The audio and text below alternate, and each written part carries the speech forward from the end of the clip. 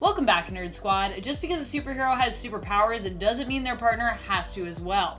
Throughout the years in comic books, there have been many relationships involving regular humans and superpowered or metahumans. A lot of superheroes seem to yearn to make things work with those they loved before they got superpowers, or they simply found someone through their civilian persona, fell in love, and want to make it work. Others still just, I think, enjoy the groupie aspect of being a superhero and have used their fame or influence to have some pretty great flings.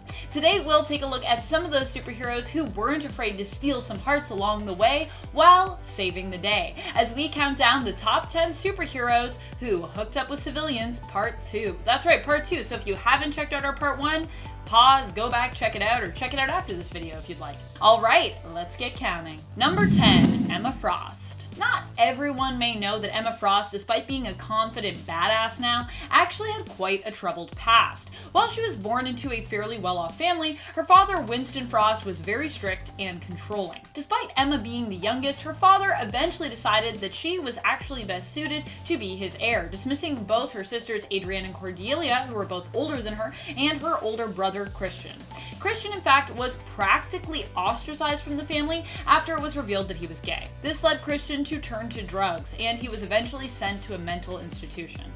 Oof, rough. It was around this time that Emma decided she no longer wanted to be her father's heir, and decided to leave her family behind and make a life for herself. During this time, she met Troy Kilkelly, a civilian who would later become her boyfriend and whom she would live with.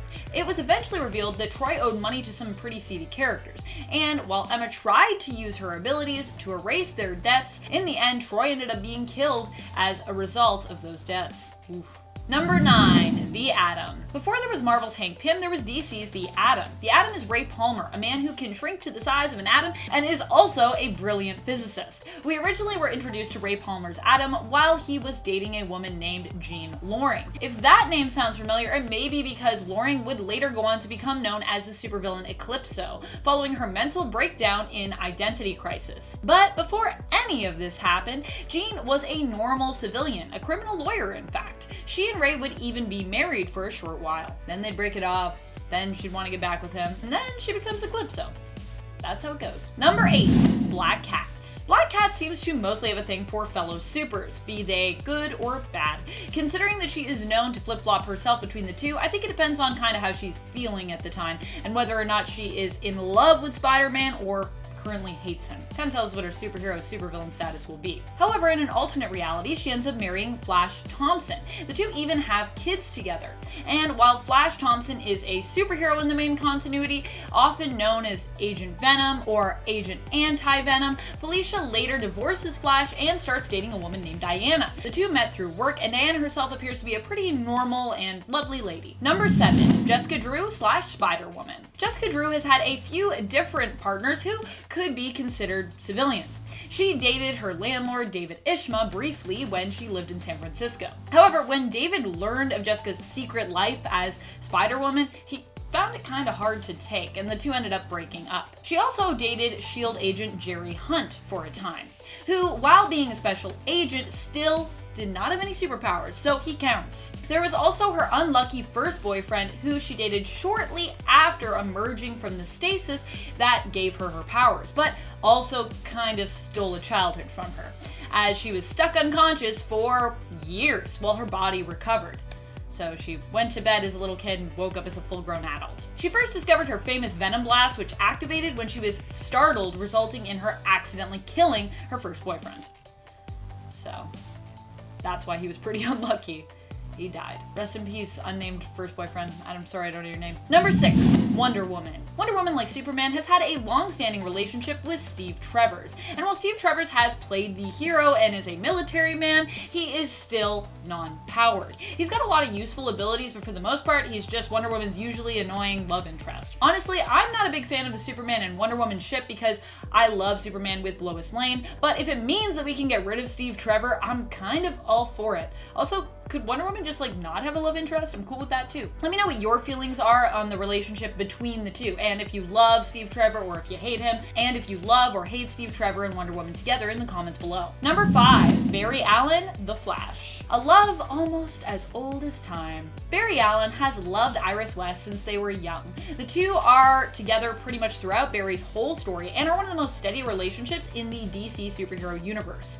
Pre-New 52, Iris herself is depicted, depending on the story, as a reporter or a journalist, and was actually born in the 30th century but was raised in the 20th century after she was transported there at a young age and adopted. Barry's definitely flirted with some of his other superpowered colleagues, but he never feels compelled to act on any attractions that he might feel. To him, his true love will always be Iris. Usually every happy ever after story ending for Barry involves him and Iris being together.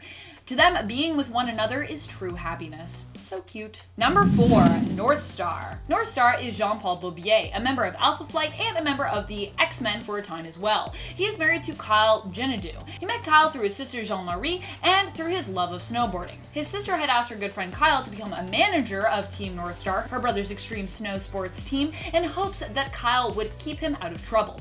The two ended up hitting it off and they started a relationship. After saving Kyle when he was kidnapped by the villainous group known as the Marauders, NORTHSTAR decided to propose and the two were married. In fact, NORTHSTAR was even concerned when he was invited to be on the X-Men that it might just be a PR stunt. He was like, I don't want to join if you just want me to be like your gay guy, which is cute. The X-Men were like, no, we just think you're cool. We like you. Number 3, Black Lightning.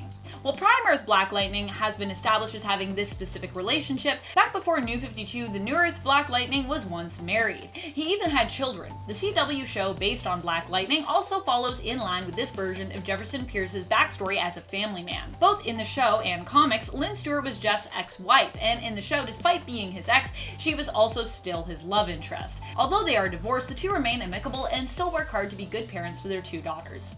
I just think they have such a cute little family dynamic. Number 2, The Thing. Ben Grimm actually found love with a civilian woman known as Alicia Masters. If the name Masters sounds familiar to you, it's because you're thinking of puppet master Philip Masters, who, yes, is Alicia's stepfather. She was very young when Philip married her mother, and as a result, both she and her mother took his last name, instead of keeping her biological father's surname. Alicia has been involved with the Fantastic Four throughout the years. She was once used in a plot of her father's where she was disguised as Sue Storm, which, oddly enough, seemed to work pretty well. Apparently, she looks like identical to Sue Storm. And no one seemed to notice this ruse, despite the fact that Alicia Masters is blind. She then appeared to be married to the Human Torch later, despite the fact that it had previously been established that she literally looks identical to his sister, Sue Storm. Which is pretty weird. We're marrying someone who looks a lot like your sister. Anyways, but this wasn't Alicia anyways. It was a Skrull disguised as Alicia named Leisha. Alicia and Ben would date, break up, but later rekindle their romance and even get married. They tied the knot. Number 1, Wally West / The Flash. Pre-New 52, Wally West actually had an entire family with a civilian. He was married to Linda Park, a journalist, civilian, and the love of his life. The two had twins together, although Linda's pregnancy was randomly lost and restored in the comics. It's a whole weird thing. Still, the twins existed for a time in the main continuity and were named Jay and Iris II. Yeah, he named his daughter after his aunt. Their kids were even revealed to have their own unique speed powers and ties to the Speed Force, and even sometimes fought crime alongside their dad. I kind of miss this whole family dynamic. It was really cute. Let's make Wally happy again. Let's let him have a family again. Please. Please, DC, let it happen. Thank you so much for watching, Nerd Squad. I hope you enjoyed this list. If you could hook up with any superhero, who would it be? Or if you could hook up with any civilian from the comics, there's some good ones, who would it be? I personally feel like MJ would be a pretty good catch, or Wyatt Wingfoot, She-Hulk's sometimes boyfriend. Batman also has had a lot of pretty civilians on his arm. Let me know your thoughts in the comments below. And if you enjoyed this list, a friendly reminder to tap that thumbs up and smash that subscribe on your way down there if you haven't already. Till next time, this has been Top 10 Nerd, and I'm your host, Amanda McKnight, reminding you to stay nerdy, YouTube.